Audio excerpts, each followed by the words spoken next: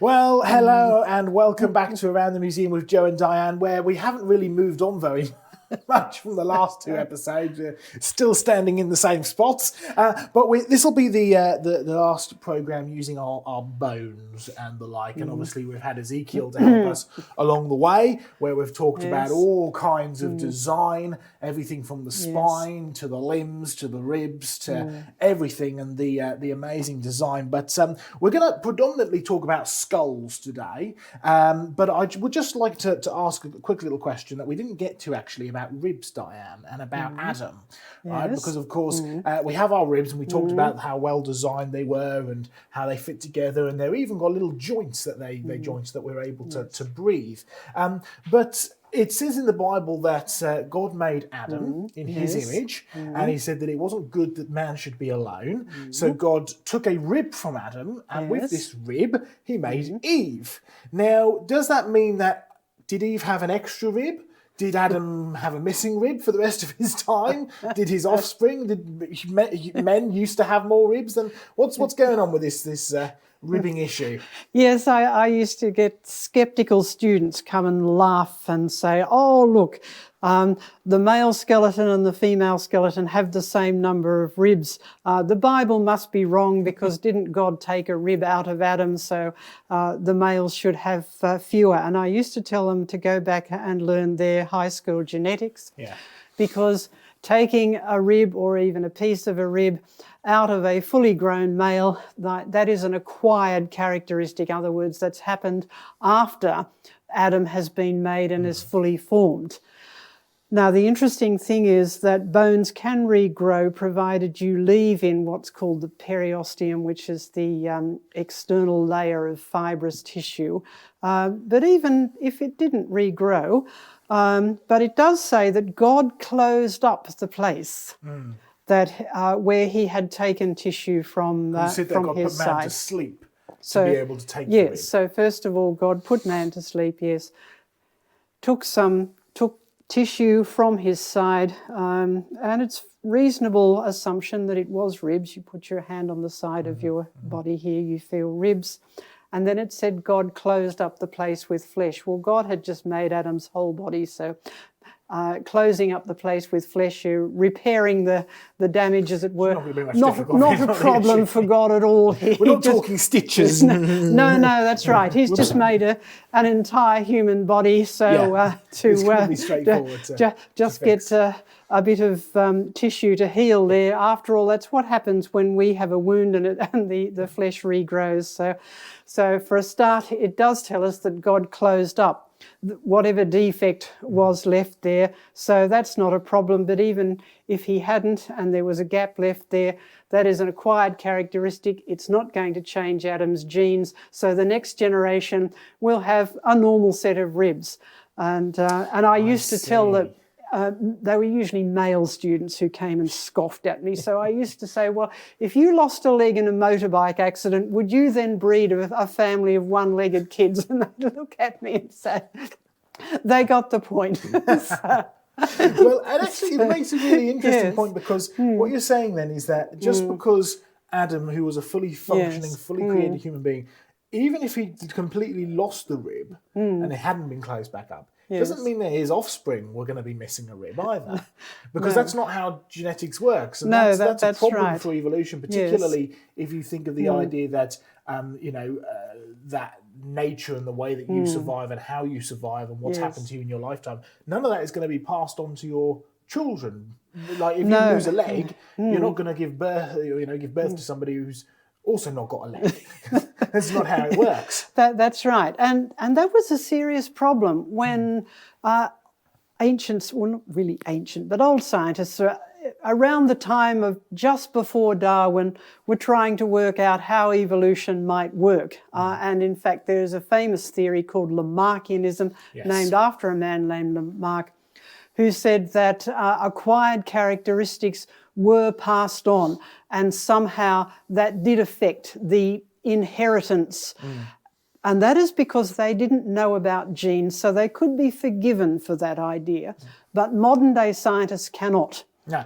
We know how genes work now. And it was predominantly creation scientists who revolutionised things like gene science and the microbiology. Louis Yes, Pasteur, indeed. who proved that spontaneous generation is impossible. Life will only come from life. And I can't remember the name of the scientist, but there's one guy who was I think he started trying to prove Lamarck's theory by taking mice and basically chopping all their tails off. And then every generation that was born, he'd chop the tails off, and every generation he'd chop the tails off. And obviously mice breed quite quickly. They've got a very short generation cycle. And I think, by the end of 10 years worth of research, mice were still giving birth with tails. So it's genetically written into us. And of course, genetics being a code, being DNA, and code being physically made up of things like sugars and phosphates and stuff.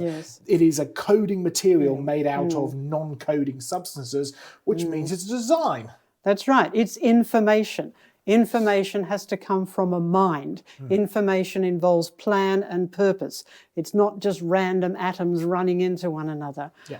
And so there we go. A little bit of interesting side trivia on the old ribs. Yes, well, the other thing about ribs is, even though this is a bone, it is full of living cells. So this is not a silly story about somehow God taking this rib and somehow sculpting it into. No, this is full of living cells, and that's what God would have used to make Eve, so that Adam and Eve were separate individuals. They were individually created, but they were of one flesh, and which is what it says in Genesis. Very good.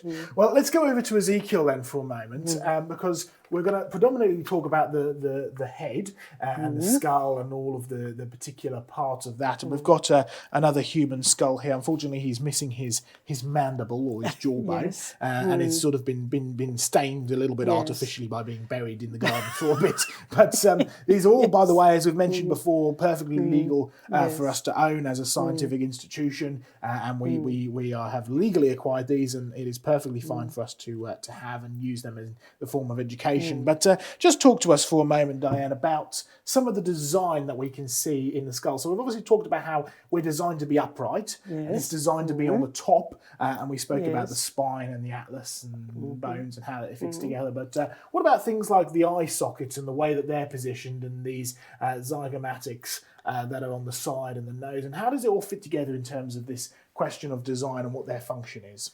Yes, well, for a start, we have this big dome-shaped head because we have a big brain which needs to be protected. And the cranium, which is the upper part here, is made up of a number of bones that are all joined together. And you can actually see the... Oh, we're coming down now, right? I'm bringing it That's down to good. your... Yes, so you can see it a bit clearer. Right. You can see a whole lot of lines here. Those are actually the edges of the bones. Now, when a baby is born, it has what are called soft spots. And those are fibrous layers where the bones are partly formed, but they're not all joined together because the baby's brain has to grow and its whole head has to grow. So there needs to be space for it to grow. But when you become an adult, these bones all merge together. Now, they don't completely join together and become indistinguishable from one another. You can actually see where the edges are. But notice how the edges are all crinkly. Right? You can see it quite nicely in this one. Yes, this kind you of, can see that very well there. Like a jigsaw puzzle. Like a jigsaw puzzle. Fits together. So they are very, very tightly bound together, and there is tough fibrous tissue that holds that together. So it does effectively work as one round, strong dome that protects your brain. Now, underneath that, there are several layers of fibrous tissue and a layer of fluid. So your brain floats on fluid. So it's well protected from bone and several layers of fibrous tissue. Now, in the face, of course, we have our eyes, which face forward to give us binocular vision or stereoscopic vision. And then we have these edges here which protect the eyes.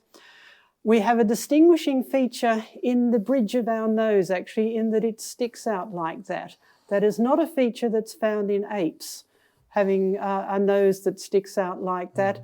Now, you might think, well, where's the rest of the nose? The rest of the nose is actually formed of cartilage, so it doesn't preserve when you take away all of the soft tissue.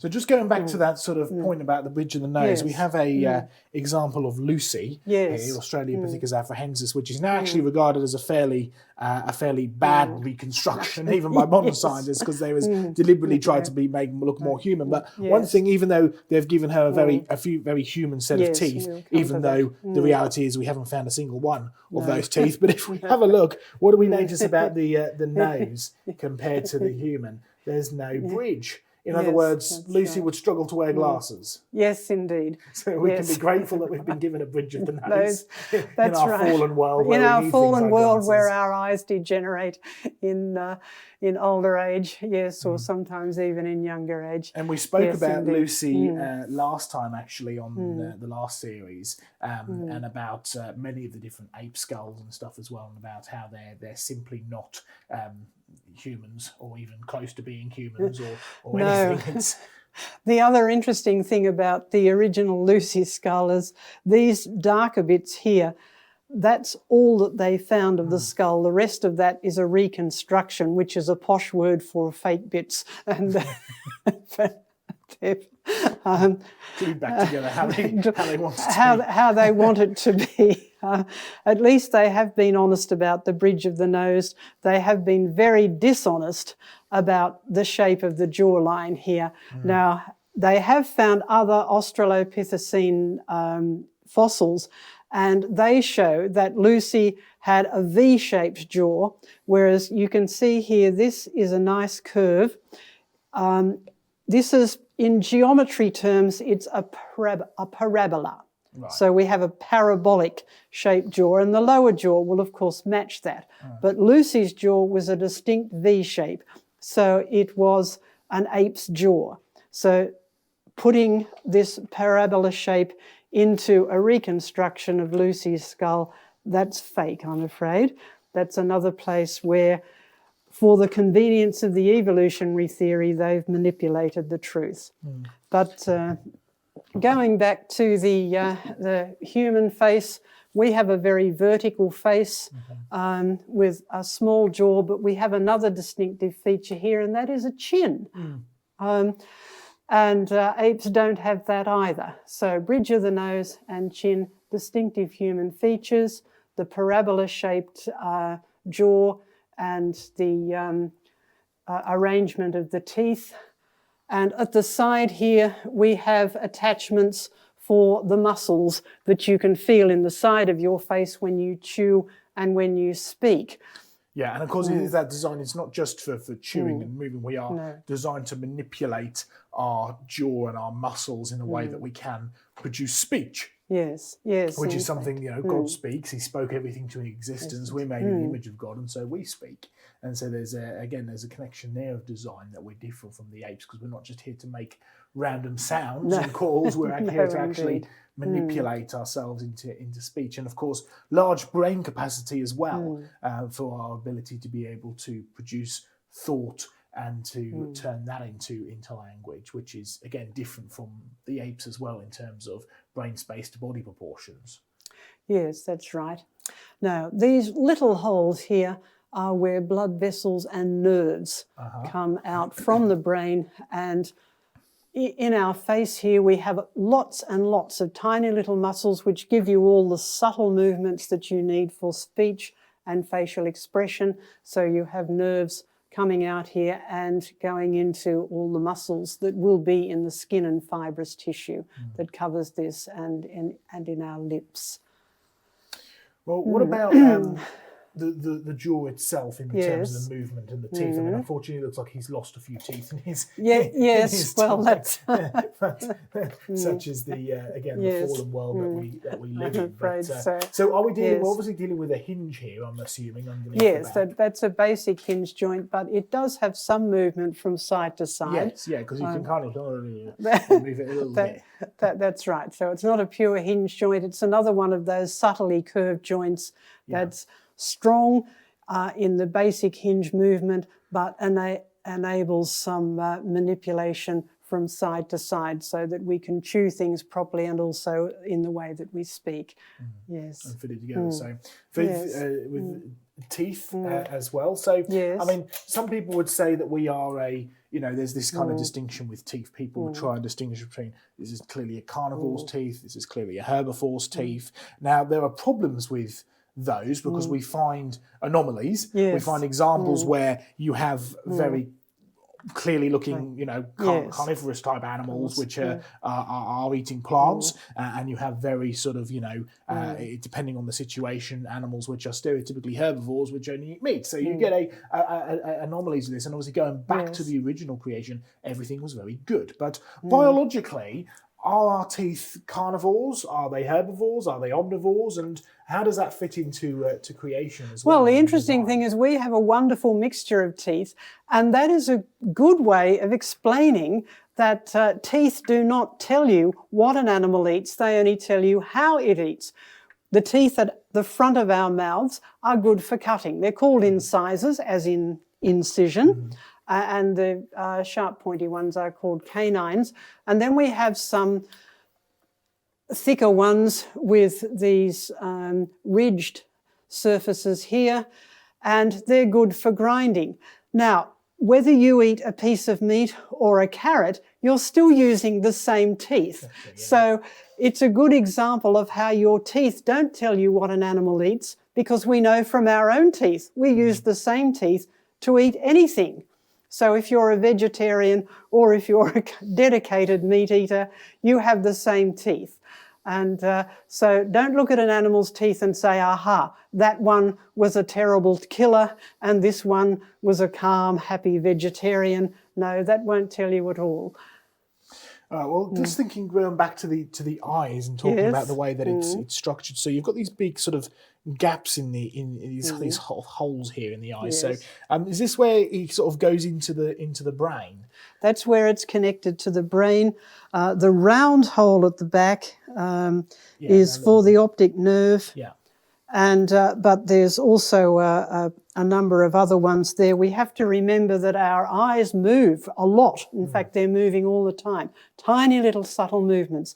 So you have nerves that come from the brain to the muscles that are surrounding the eye, and also to the muscles which are inside the eye that control the size of the pupil and the focusing mechanism of the lens. So those nerves come from the brain out through those gaps into the eye, and then the optic nerve, which is the nerve that takes the visual information from the back of the eye back into the brain, goes back through this round hole at the back there. Well, just speaking about the eye, I know that the eye was one of the arguments that Dawkins used, used as it being bad design. And I think we've pointed out on this program a few times before that the easiest way of dealing with anybody who claims that any part of your body or any part of living things is a bad design, the answer is very simple.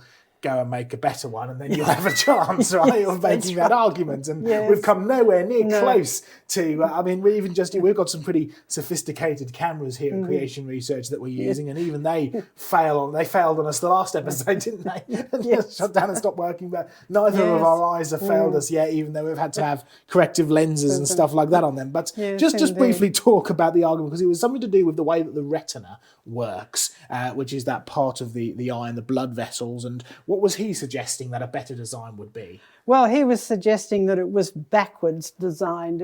So that's why it was bad design. And the reason for that is the back of the eye is made up of a number of layers. And what happens is that light has to come into the eye, and then it has to be converted to electrical signals. And the cells that do that are not on the front part of that series of layers. They're actually on the back. Now, that was thought to be, well, this is a strange thing. It has to be bad design, because people were thinking with an evolutionary mindset, oh, it was just some random mistake that happened in evolution. That is not a scientific approach. A scientific approach is to say, well, here's something that looks odd. We must do some more research and find out. And if you look at it from a biblical worldview, you think, well, it was designed by God, therefore it has to work. It has to be designed for a purpose. And we know that it works because we can all see. and not only can we all see, even when things go wrong, Yes. there are ways of manipulating and changing and doing operations on the eye to make it work again. That's right, yes. And machine vision is has been one of the toughest things in robotics and computer science, to be able to reproduce something that can see as well as a human eye. Yeah. And we're still not there yet. But going back to the retina, some scientists decided, all right, let's look at the retina and let's look at all the different types of cells, because there's a whole lot of different ones. And there was one lot of cells that looked a bit like optical fibres. And so they actually tested these and worked out that they worked like, fibre optics, which conveys light, and it can convey light round corners and all sorts of things like that. And they worked out that there are these special cells in the retina that convey light from the front to the back to the cells which change the light signals into electrical signals.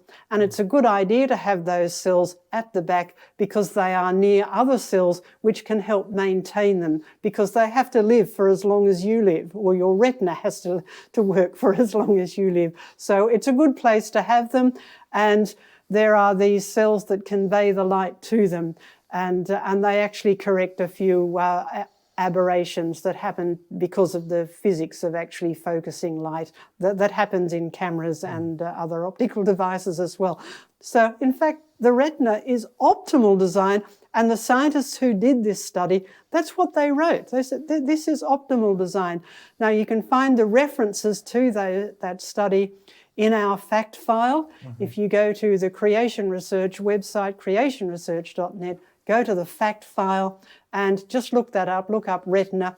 And you can also find some of the silly things that Richard Dawkins said about it, but we won't concentrate on that. We'll concentrate on the brilliant design. We'll talk about the design. We spoke briefly about these joins, right, on the skull, where they kind of fit together. And you were saying when they are young, when you're a newborn, you're a young child, those are soft, effectively. You can manipulate that. In fact, that is actually, because I've seen photos of when the baby has just come out of the womb, it has a very elongated skull because it's been forced out. So presumably it's to allow that sudden growth and to help come out of the womb and have that manipulation as it comes out.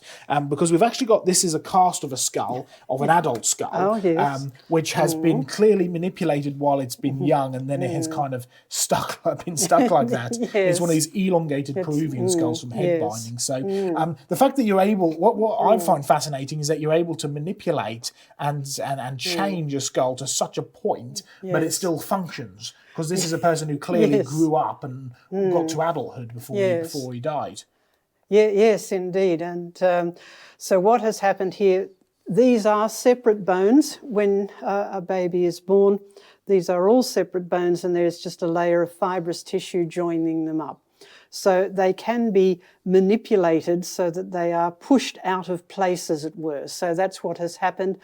But during your childhood and your adolescent year, the bones keep on growing. But if they are prevented from growing in their normal position, they will grow into the position that they've been manipulated into. And eventually they will join up to form a solid structure.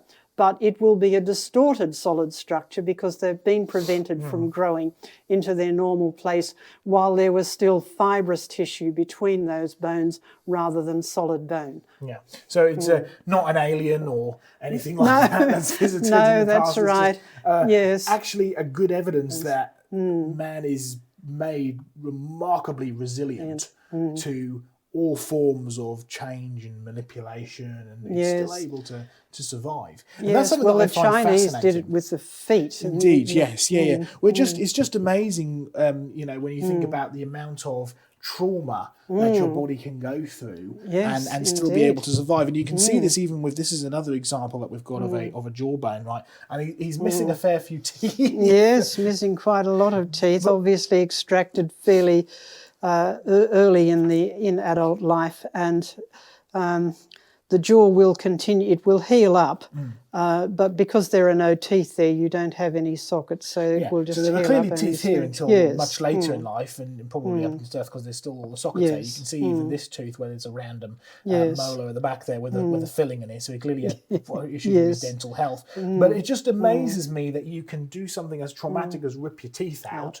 and your body not only survives, it changes in order to be able to function properly, in the sense that it's completely healed all this bone up. There's no sign of ever there being any teeth there whatsoever. So it's just astonishing how much trauma and manipulation your body can go through in order to be able to then still be able to survive and grow. And that's just got to shout evidence of design, that we're able to do that. Yes, repair processes can only happen with plan and purpose. Yeah. So they are another evidence of design. They are another evidence of plan and purpose, in that they only come into effect when you need the repair processes. You can't evolve, it's too late after the trauma has happened. Oh dear, we need to evolve some repair processes. It's too late by then, That's right, yes. It was like that, everything in evolution and biology as well. We were joking last night that you've only got one chance of evolving flight, because once you've jumped off the cliff, there's no going back. Yes, that's right. We should do a whole program on that. In fact, we will. I think we will do that. We will do that. Well, Diane, just before we finish this episode and move on to something other than bones, I just want to ask you about this, because this is, unlike Lucy's, remember we pointed out with Lucy earlier, it was only the dark patches which were the actual bones. In this case, the dark patches are the bones that are missing. So you can see the majority of this is actually complete. So it's a very nice and complete skull of what is known as Neanderthal man. So just a quick comment, because we've only got a minute or so left, just a quick comment on Neanderthal man, human or ape, and how would we know? Yes. Neanderthal man is fully human. Now, it looks like he's had a very hard life, and he's probably did. But if we look at the brain size here, even though this skull is a bit of an odd shape, if we measure the brain size, it's actually bigger than the modern day average. And we can test that with these very, very accurate skull cases. Oh yes, we can do scans and things now. And we've also got the human face with in other skulls, they have found the ridge of this nose. This is just one example of Neanderthal. There are lots of these skeletons. But very clearly it's a ridge nose. It's not a sloping nose like an ape or like Lucy. Yes, and you have a vertical face. And we have found other jaw bones which have the parabola-shaped jaw. So we have a lot of these bones, so we can, from the research on them, and we've done other research on what they call the postcranial skeleton, in other words, the arms, legs, and the body skeleton, fully human. Not a problem. Not a problem at all. Fully human Neanderthal, excellent stuff. That's great. Amazing evidence of design. Yes, brilliant. Amazing evidence of the amazing design of resilience that has been put into us. And you can clearly distinguish between apes and between humans, and we can see that in here as well. Well, Diane, thank you very much. We'll see you next time, and be sure to check out creationresearch.net if you would like to follow more of what we do at Creation Research, and we will see you next episode. Catch you later. Check out Creation Research Live, our all-new streaming service for Creation Research, with thousands of free resources and access to all of Creation Research's premium documentaries, debates and presentations through a low-cost monthly subscription.